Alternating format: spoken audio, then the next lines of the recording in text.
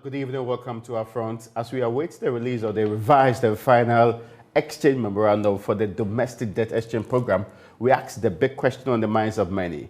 Will the financial sector survive the final deal? To help us deal with this all-important matter and join us in studio is the Managing Director of Sentinel Asset Management and also the Vice President of the Ghana Securities Industry Association, Kise Antonio.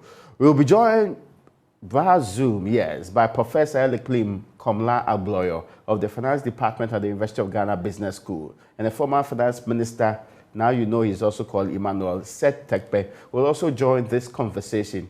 But first, let's get the latest on the front of individual bondholders and also see some clarity on the conversations with pensions and the pension groups. Joining us now is the convener, Martin Pebu of the Individual Bondholders Association. But more importantly, the conversation is starting with the Labour Front, talking about National President of NAGRAT, Angel Kabonu, also joining us now. I'll come to you, Mr. Pebu, but let me start with Mr. Kabonu. You had your team yesterday issue a statement saying you are done with conversations with government and you are exempted completely, and there is no further conversation on this matter. Since you issued that statement, have you heard of any response from government that was considering some level of engagement with your team on pensions? Any response from government, I'm taking it to mean that government knows that they have signed an MOU with us. They have pledged themselves before the faces of Ghanaians, indicating that pension funds are not going to be part of the debt exchange program. So I'm maybe not expecting response from government because we are reiterating a statement government made to the entirety of the Ghanaian public that there is not going to be pension. There's not going to be pension funds will not be added to the debt exchange program. Interesting to note. So have you seen, as was expected to be released today, according to the last major release from government, the final memorandum? Has it been brought to the attention of Labour? Has Labour considered it? Is it in tune with what you had discussed previously? Well, Labour is concerned, Labour's major concern is the issue with pension funds. That, despite the fact that we are also major stakeholders and players in the body policy of our country, Labour initially, let us not forget, Labour is opposed to government going to IMF. Government went to IMF. Labour is opposed to the introduction of austerity measures. Government is introducing austerity measures. Labour is opposed to the debt exchange program. Government is engaged in debt exchange program. Raymond, my question, and I want economic professors and the economic know-how to educate us. In the situation we find ourselves as a country, is it debt exchange program that is the way? Is it the only way?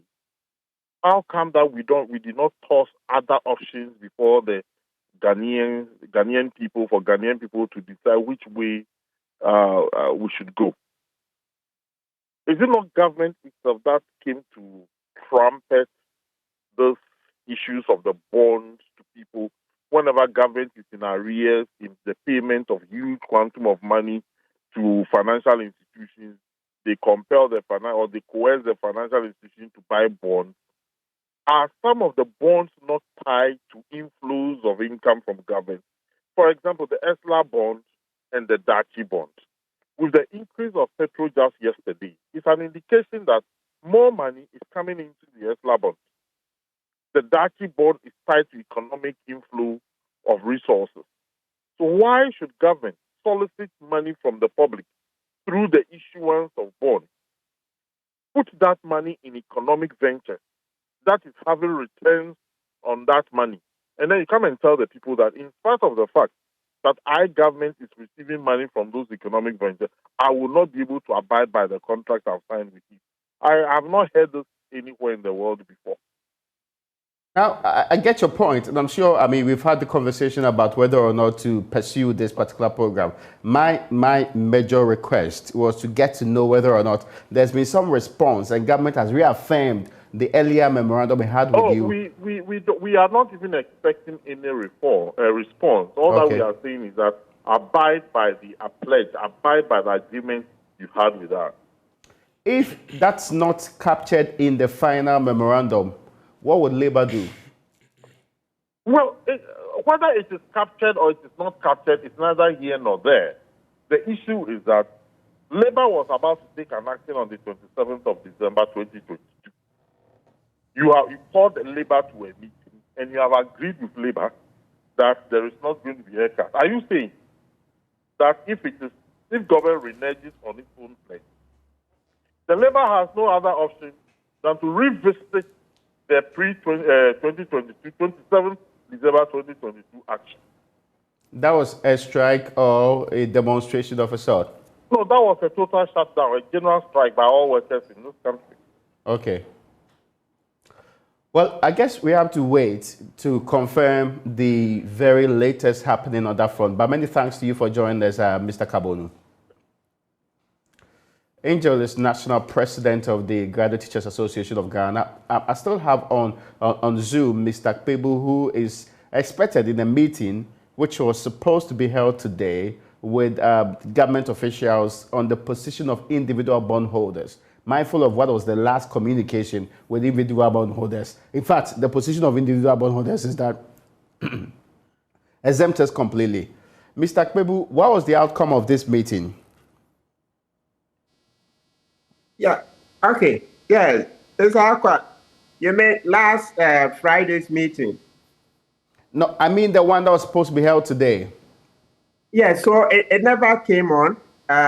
We were called to, come, and then subsequently it was cancelled. So indications are that a new one will be scheduled for next week, Monday, most probably. Yeah.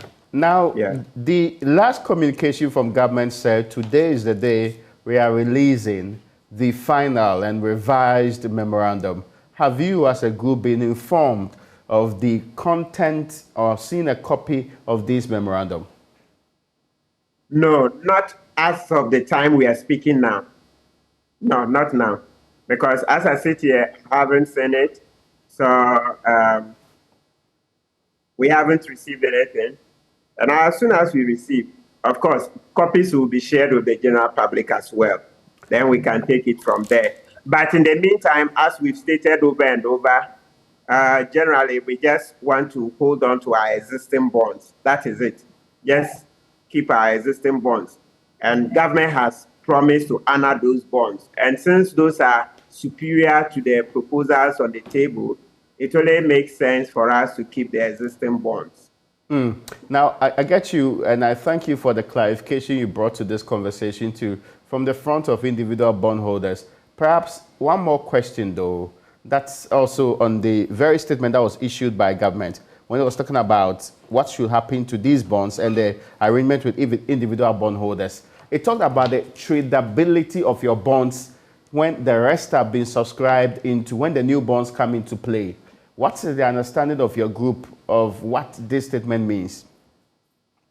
Yeah, so what's happened is that our technical team so far has looked into that matter and have come to a conclusion that no, we don't foresee any problem with the tradability. And indeed, rather, chances are that the bonds will become much more sought after. A premium on them will even go up because it's the case that they have a higher coupon rate and matters like that. You say, yes. So long story short, it's been looked into, and so far the technical opinion is that the tradability matter is a non-issue. It doesn't fly at this stage. So let's see what else the government would have. But even Raymond, and then let's use, so I'm a lay person in those technical matters, but we all understand, Raymond, as we speak now, in this month of February, about 6 billion of those bonds are going to mature. Yes, about 6 billion.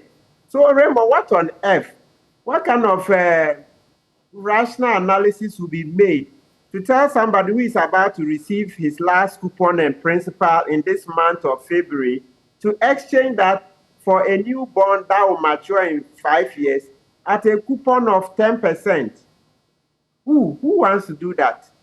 Then also in the month of March and for the rest of the year, other bonds will be maturing. Then next year and so on and so forth. So most of the bonds are going to mature this year, next year, up to 2027. That's most of them. So there's no incentive to go for a bond that will mature far later. Because if you say 5 years, that would be after what? 2027. I guess we can leave it off here, and I'm grateful that you joined me this evening, Mr. Kpebu. So now, this is the latest happening. Government is still yet to, or we have not received the final or revised, what they call it, memorandum, which will set out every single detail. Don't forget, the first one was issued on December 6th. The second one was issued on December 24th, Christmas Eve. And this will be the very final one, as we are told by government, which will set out all the final rules as it has engaged and secured some agreement with all the major groups. I think finally individual bondholders appear to be a funny issue, but that really was also government proposal in its very last statement as to whether or not this is going to be clarified in this memorandum. That's what we are yet to see. But joining me in studio is a man who understands this industry perhaps more than many people in this republic. Of course, I mean, yes. Kisei Antonio is also the Vice President of the GSIA. You're welcome, sir. Yeah. I hope you are doing well this evening. I'm fine. Yes, the way you're saying fine is very comforting. The main question for our conversation is whether the financial sector will survive the final program. But underneath that is also the very moving pieces that we have today, because unless they issue that, then we know whether or not all the agreements done with you are reflected in there. This is a question I'm asking everybody. Since the government issued a statement of agreement with you, has there been any further changes or further conversations on any tightening or finalizing elements that ought to be done? Let's start with the security and industry first. Okay, I think, well, you have the banks, you have the insurance companies, and then you have the GSIA coming to our respective agreements. But it was riding on the back of what the banks had initially agreed with government. Okay, and I think with the Securities Industry Association, I guess the only outstanding matter has to do with the treatment of individuals in our collective investment schemes. Okay, you spoke to Martin, who is a member of one of the conveners of the Individual Bondholders Forum, and I guess they're trying to get these individual bondholders exempted. But from what we're getting, the feedback we're getting is the Finance Ministry has put some alternative proposals on the table where you have these individual bondholders getting a 5-year bond. I mean, those below the age of 59, they getting a 5-year bond and a 10% coupon rate, while those 59 and above get a coupon rate of 15% with a tenor of 5 years. So I guess if you remember, or if you did see the press release, accompanying the agreement we had with the Ministry of Finance, it stated that whatever enhanced commercial terms agreed with the individual bondholders, it didn't state whether it was 59 and below or 59 and above. Yes, it just said those better terms will be extended to individual investors in our collective investment schemes. And for the avoidance of doubt, if you could, I can read the exact section. It says in 2B, collective investment schemes and individuals who hold bonds in trust accounts with Securities and Exchange Commission approved firms will be offered any enhanced commercial terms agreed with or exemptions granted to individual bondholders. Yes, so that's what we're waiting for. So that's the only outstanding matter when it comes to the securities industry. So in all fairness, the future or the hope of the people within the group of collective investment schemes and also those who hold individual bonds in trust accounts are tied to what is happening on the front of individual bondholders today. Yes, and basically We've been talking to the conveners and the conveners of the Individual Bondholders Forum. Actually, we had a conference call this afternoon. Okay. So as to, align our positions. Okay. Okay. So we're working together with them because, like you just read, whatever they are getting, those individual bondholders gets extended to investors in our collective investment schemes. And don't forget that this is where you really have the most vulnerable people. Okay. Those who usually buy bonds are middle-class people like yourself, looking dapper in your suit and all that. But, it is the taxi driver, the seamstress, who is saving for their kids' school fees or for some objective, down the road, who invest in these collective investment schemes. So it is important. And I guess government recognizes that as well. So that is why it is important that any terms these individual bondholders get is extended to collective investment scheme, as well as, I keep always forgetting that trust accounts, yes, yeah. individuals in trust accounts are included, but that is extended to these two category groups of investors as well. These two groups, which you represent equally in this particular case, are they accepting these terms the government has presented, or they do not really? Because I've heard from not only Martin, Senior and Co, there appear to be some massive rejection of the terms provided by government. In fact, Martin was just elucidating that point, that these terms are less favorable compared to the old bonds they were holding. Is it the position that is shared by the collective investment schemes? I think the fund managers who manage these schemes have the fiduciary responsibility towards these investors and the schemes. So it is these fund managers who are basically going to make the decision on behalf of the investors. But as we speak, nothing formally has been presented to us. I know that discussion... So this that has been said is not being presented. For me, it's still discussions. Okay. You understand? We're still discussing. You understand? So I guess it's too early to make that decision now. I get you. If you give me 15%, 5 years, I'll need to do my modeling. And obviously, you see, it's not just about the coupon which is being paid. One will also have to factor in a number of things. Like, how liquid these bonds are going to be going forward in the future. I realize you are asking Martin about the tradability of these bonds. I guess there will be certain consequences, regarding whether you're holding a legacy bond, which are the bonds, the old bonds, or the exit bonds. If you look at it, one of the biggest players, when it comes to the buying and selling of bonds are the banks. Yeah. But you realize that the central bank has come with some forbearance stuff for the banks, where there's a 0% risk weighting for the new bonds and 100% risk weighting for the exit bonds. So you're not going to have banks trading in that space, okay? We are still yet to know what the outcome of talks with the organized labor and the pension trustees are. Don't forget that, because when it comes to... It appears from what Hinjo Kabonu is saying, they do not think they have any talks with government at all. To them, it's done deal. Yes, but... You can only stay with what you promised us, or else have a massive strike on your head. Yes.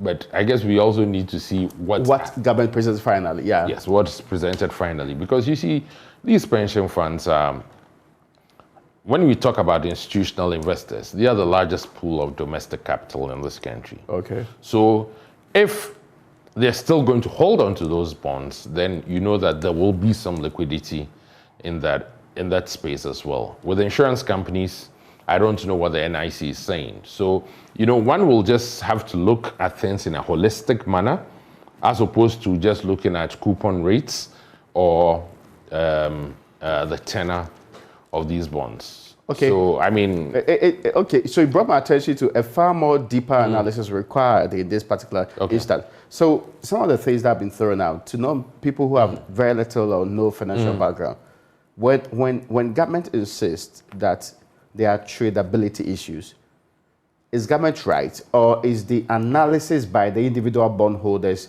a far more superior understanding and appreciation of the factors on the ground? You see, and that's the point I was making. You see, it depends. There's still a lot of questions which remain unanswered. Really? Huh? Even when if these bonds, are they still going to be listed on the Ghana fixed income market? That's not been stated anyway. It's not been stated. If they are delisted, you need to trade them over the counter. Okay. Okay? So, I mean, there's still a lot of things we need to get clarity on. And, I mean, these things are things, you know, we've espoused in our discussions with government. Okay. And we are still yet to get clarity.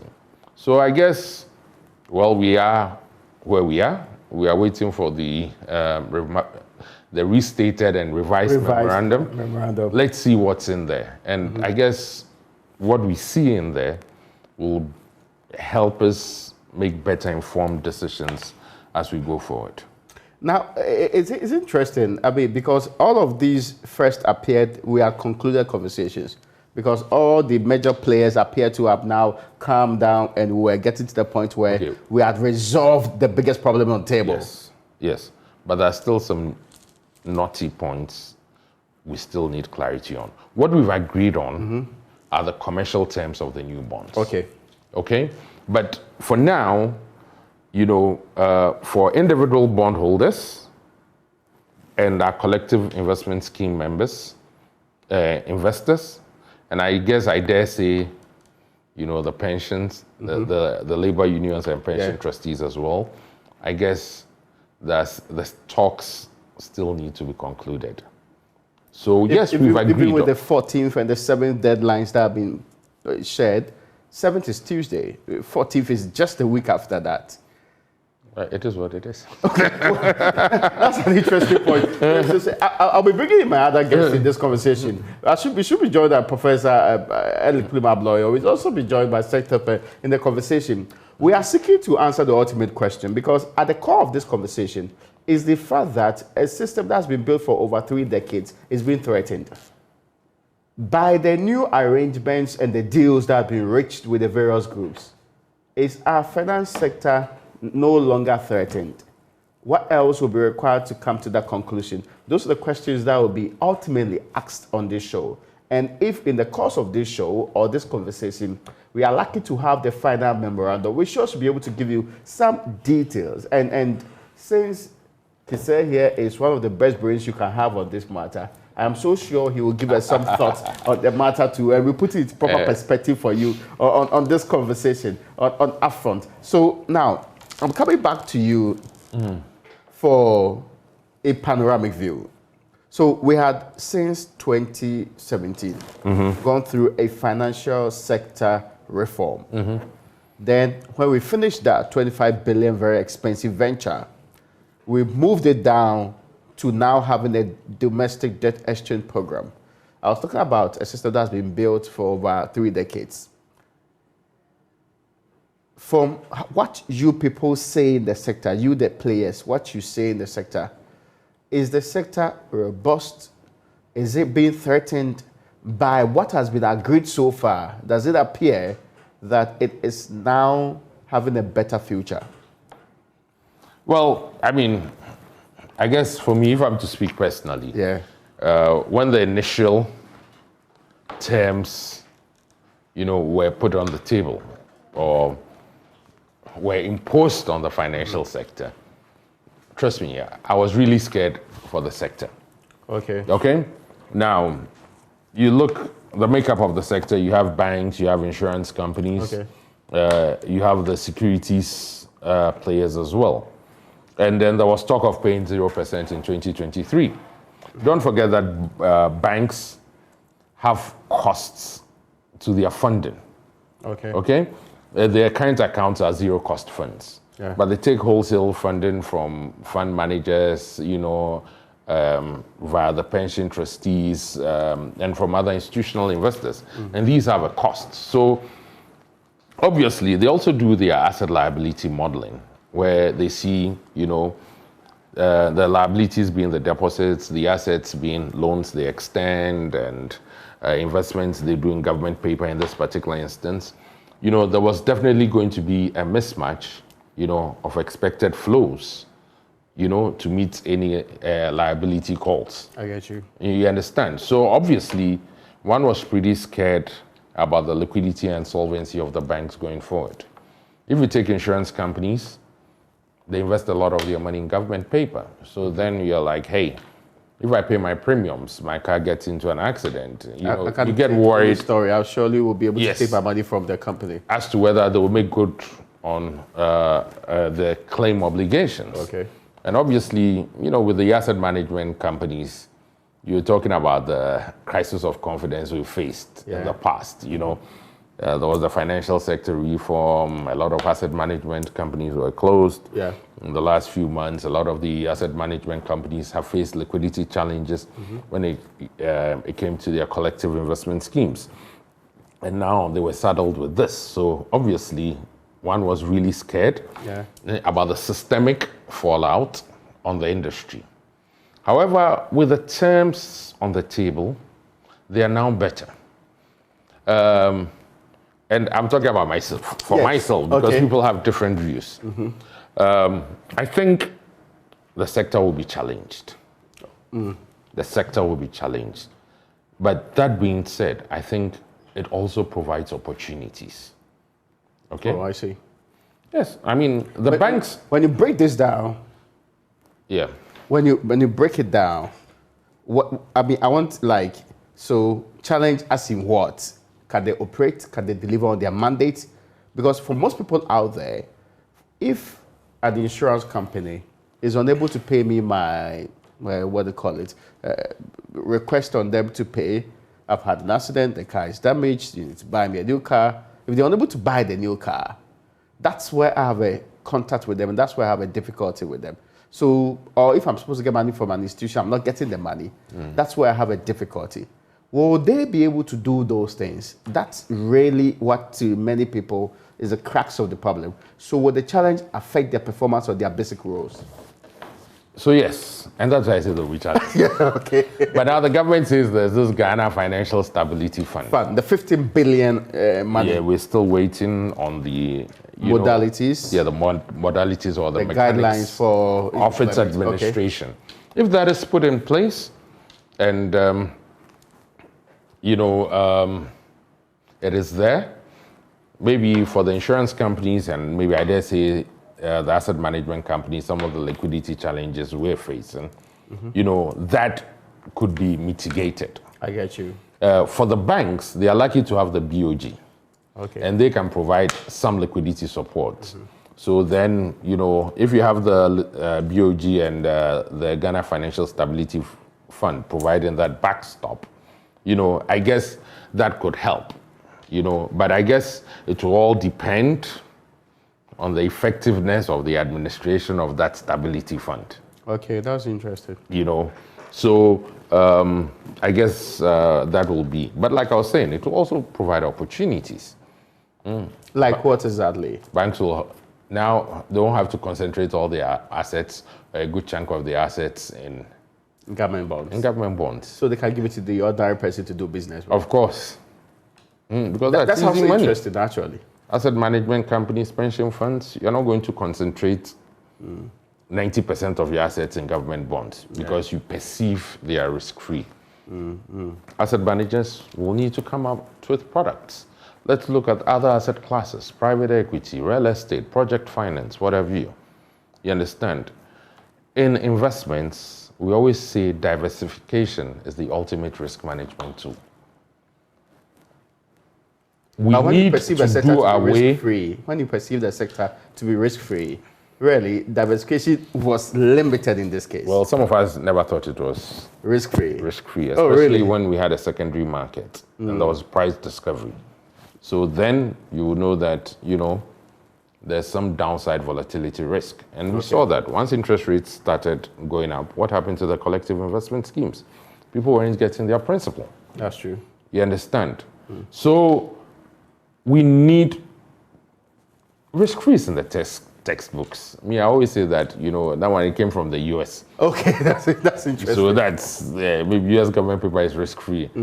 But for those of us here, we had always perceived that there was some amount of risk that was inherent. Yeah. So I guess, like I said, people will need to be innovative. They need to start thinking outside the box.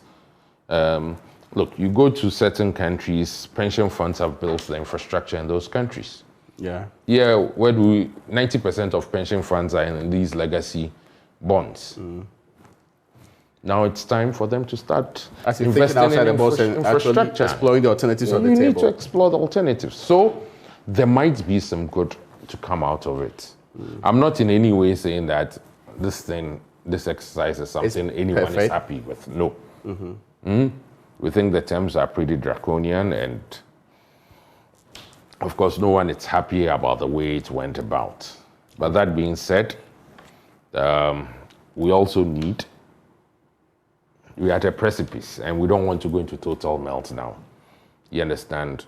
It's rather unfortunate that people are a bit upset. Not a bit, very upset, in the sense that they don't think this debt exchange has been done in a spirit of fairness. Okay. Everyone expects government to have taken the lead, to cut expenditure to the bone, to have an austere budget, to show that, look, we are in this together. But everyone thinks it's one-sided. You had meetings with government. You discussed terms. Yeah.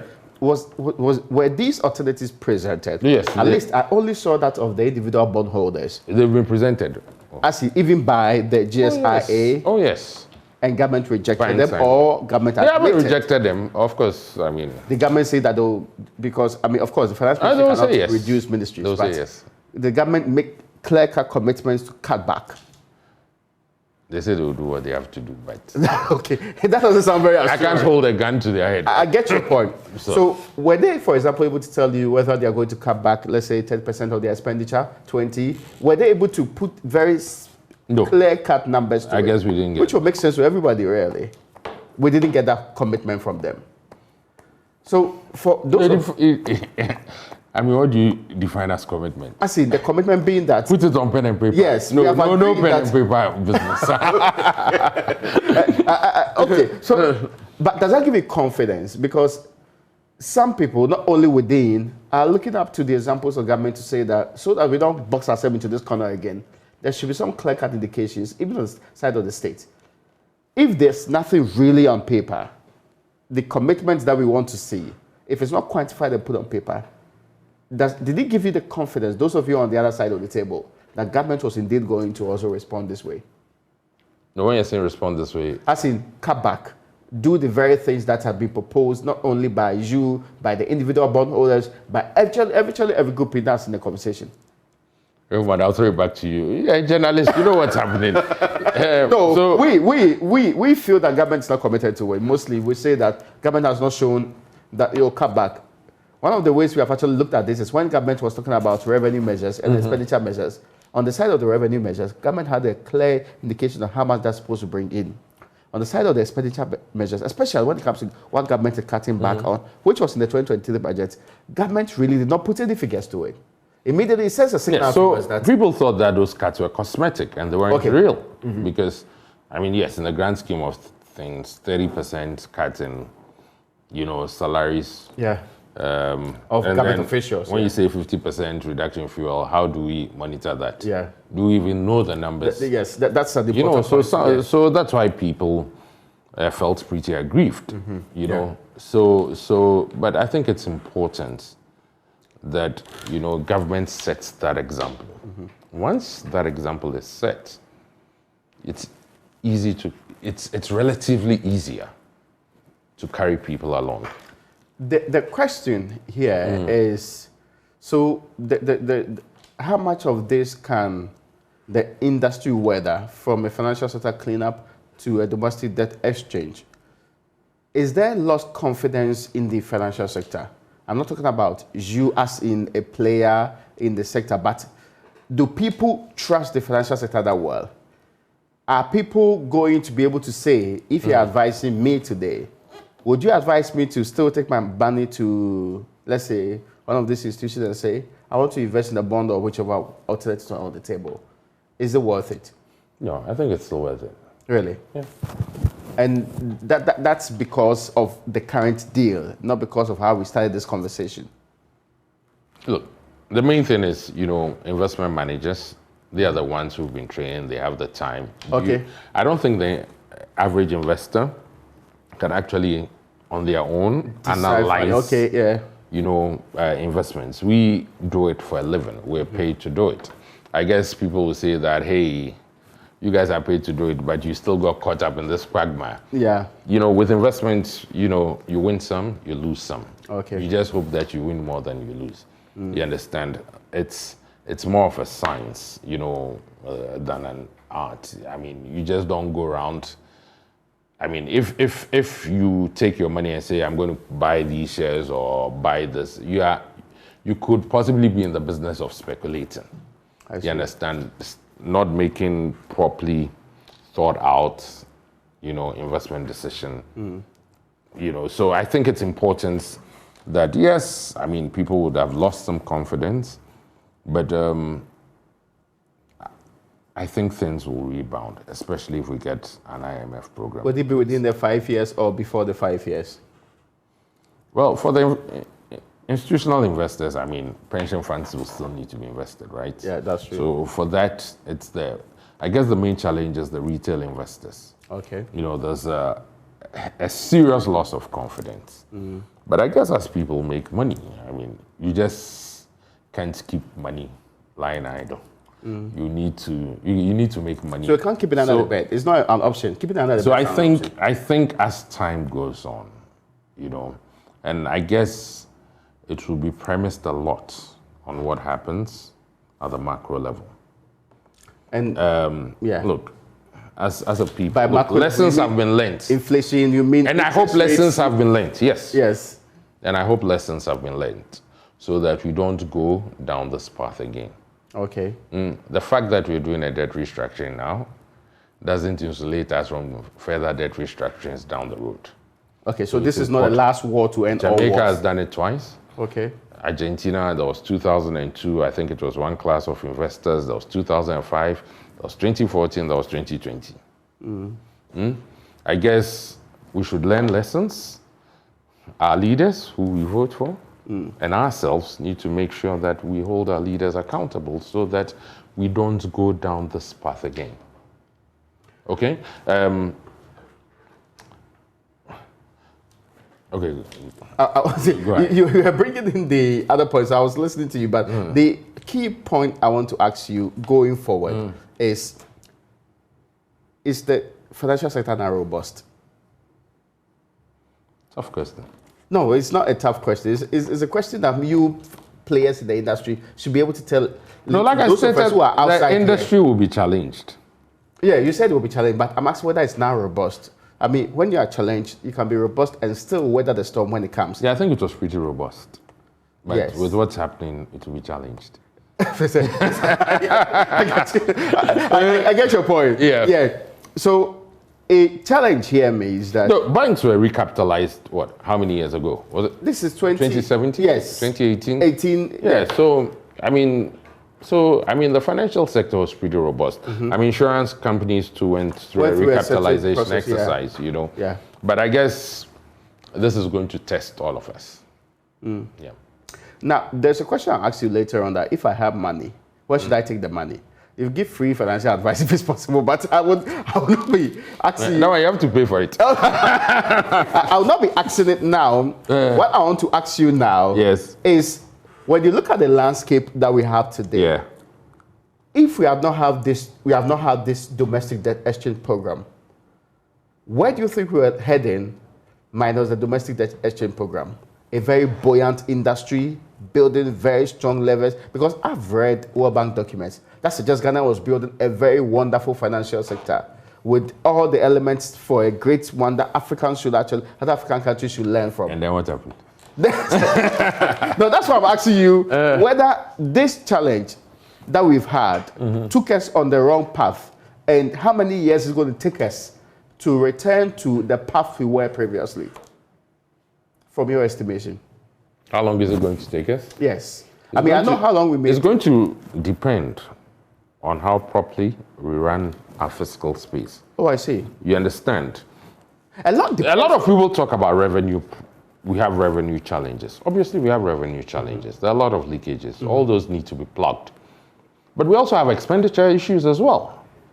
You understand? Which government mostly runs away from. Yeah. So if we don't, as to how quickly we'll get back, it's on how well, government is fiscally disciplined. If we are fiscally disciplined, we could come back. Okay. Okay. I get you. Now, there's the question on the minds of the people when it comes to talk about all of these things. The management of the current crisis and the resolutions that we are put to it, could you have done it differently? The management of the current crisis? Yes. As in the domestic debt exchange, how we went about it until we got to where we are today. Could you have done this differently? Oh, by far. We could have done it way by far. And really? It should have been by consultation. Oh, okay. There needed to be that engagement. Okay? I can't go to a bank, take a loan, and then later I decide that, Charlie, I can't pay this money. So I go to the bank and tell you, I can't pay. Next year I'll pay 0. Year 2, I'll pay 5. Then year 3, I'll pay whatever, and I'll extend the tenor. You need to sit down and restructure that debt facility. Okay. If you look at debt restructurings which have gone on in other jurisdictions, there has been that engagement. And it's easier to bring people to the table. Okay. But for us, we didn't have that engagement, and that's why you've seen that pushback. We've had, 3 or 4 extensions? This is the 4th one that we had so far. So if you've had 4 extensions, that's evidence of the fact that that lack of consultation has hurt the whole process.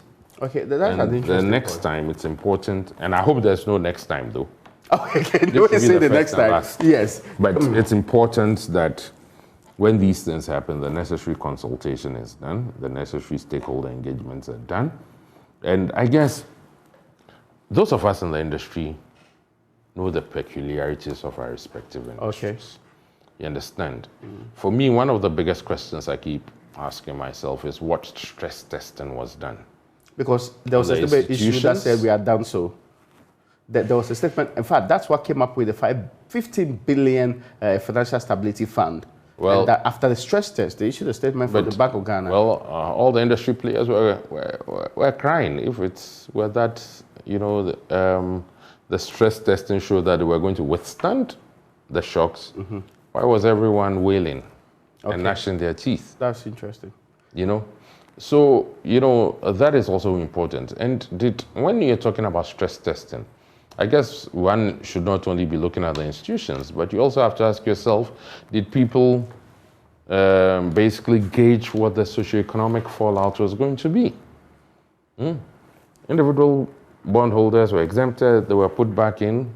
People were going to get 0% in 2023. Then you hear people screaming, this is what pays for my cancer treatments, this is what pays for my kids' school fees, I'm a retiree.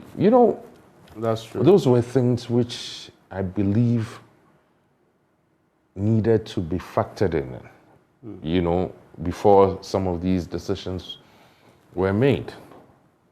Was it not probably because of public pressure? I mean, because at some point we said pensions were in, then pensions went out. Then we moved on to also talk about some other options that are on the table because individual bondholders were not considered at all. And there were reasons given for it. The reasons were varied and some made sense to people why individual bondholders should be excluded. Was it not because Labour put a lot of pressure on government, so you don't have an option? When you remove one... No, I don't get the individual bondholders separate from Labour. I'm saying that the first were excluded in the December sit one, and there were reasons later on advanced for it, which sounded very reasonable to people. Then secondly, they were brought on board after we removed pension funds. Is the pressure that was mounted on government, and government said we are renegotiating everything. In fact, at some point, there were even reference to potential, how do you call it, treasury bills being on board. These problems that we've had with implementation, was it not because of the pressure that's mounted on government? That its original format had to be changed consistently because of the pushback from the various stakeholders in the system. I think it goes back to the last statement I made. That the consultation could have been prior to that. And that's the problem. That was the main challenge, not pressure. If you had a consultation, you didn't have the pressure. So the lack of consultation was the root of all the issues government faced. Deep within your heart, the conversation about whether we should now reconsider pensions as we are seeking to eliminate individual bondholders. Do you think you consider pensions? I say yes. Government indicated that, well, we're still having conversations with the pension funds and all of that. From an expert opinion, not in any way connected to your job you do currently. I manage pension funds. Yes, I know you're going to say that. Yes, but the question I'm asking basically here is that which one would have been a lesser devil to deal with, regardless of pressure from outside? There's no lesser devil. Really? No. Because currently, when government says we are still discussing with them, it appears that we are not there. I understand some people even saying that we are still at 65% or 60%, and we have not gotten the 80% we need to move forward. So something still must give. Is it not so? Well, if we are 60 or 55, something still must give. Yeah. But I don't have the data, so.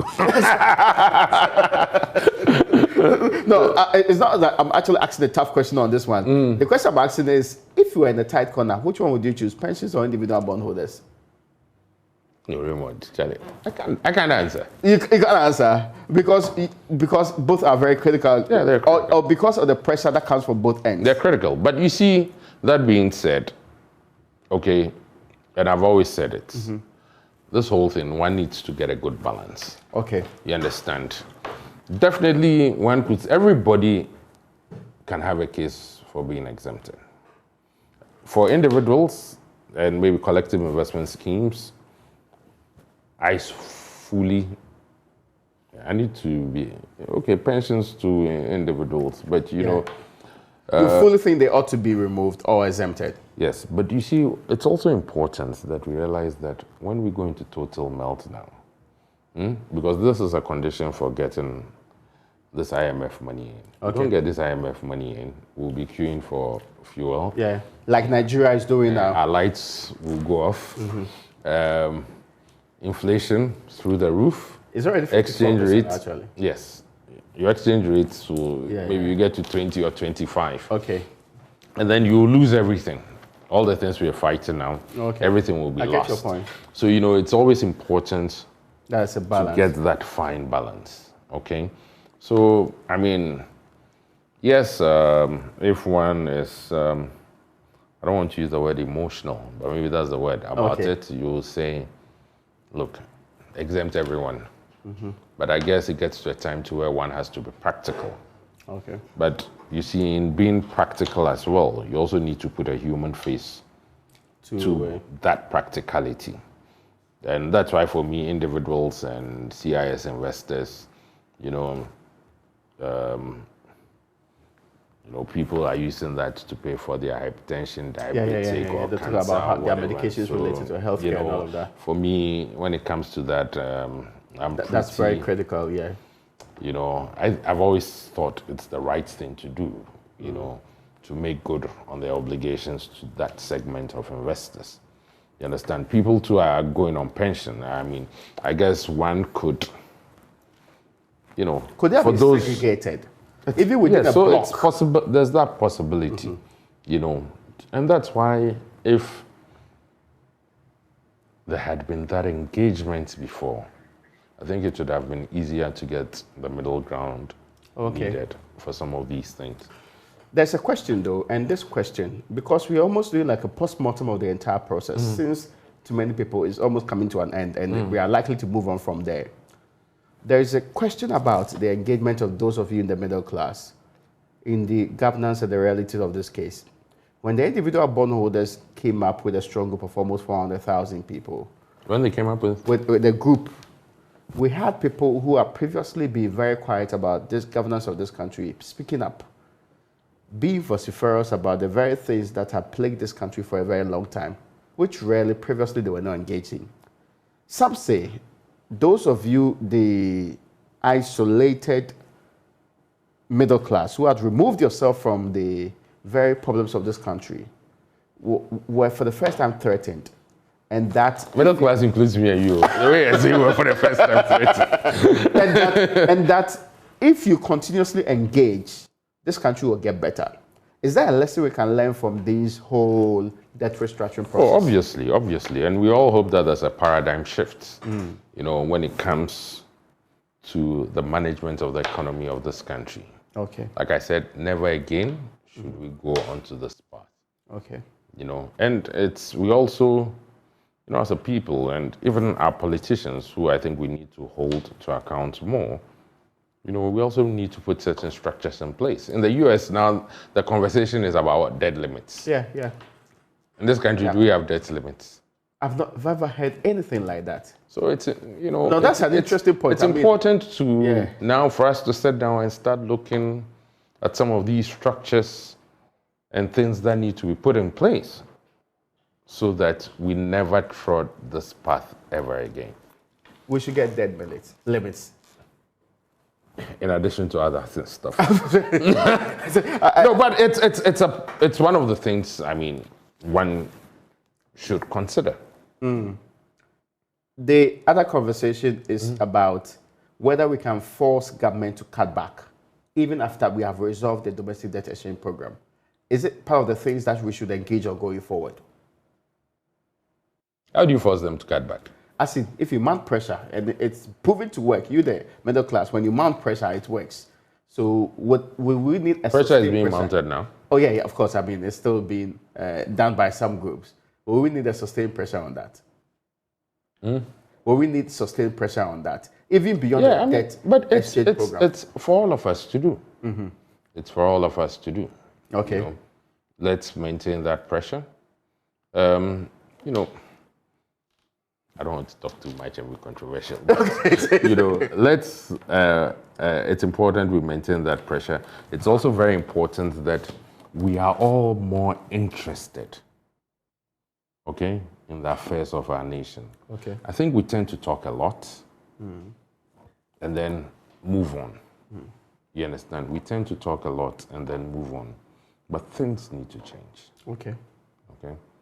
And I guess lessons have been learned, and I hope as a people, collectively, we'll all work together with our leaders, to bring out the necessary change. Can the financial sector withstand another debt restructuring? No, I'm not a clairvoyant. Yeah, so I can't see into that question is important. I'm asking whether or not, from your experience with what happened in the last few weeks and months actually, whether I can withstand another. No, let's not talk about another debt restructuring. Let's not. Is it to say it cannot withstand it or it can withstand it? It will depend at that particular point in time where we are. Okay. Argentina has had multiple debt restructurings. Yes. They still have a financial sector, right? Yeah, that's true. I don't know how robust it is, but Argentina is a pretty wealthy country. We are not anywhere as wealthy as Argentina. Okay. But I guess it would depend on where we are at that point in time. Okay. So I wouldn't want to speculate. If we don't run the economy well, and there's that systemic fallout on the financial sector, we don't rebound, and there's another debt restructuring, I guess it's anyone's guess as to how the financial sector will withstand that potential debt restructuring. The last question here is, when are these collective investment schemes going to make a decision on the proposal that's been presented? They have 7th and 14th. When We are waiting for the amended memorandum. You have to see it first. But you told me that you get it at 5:30. Yes, and I was promised that it will be ready before this show, but really, it appears that we are concluding the conversation without it. But I wanted to know from your timelines whether or not you are going to obey the 7th or the 14th, and you have no options relating to that. Oh, let them bring that. Or you asked for an extension of the deadline.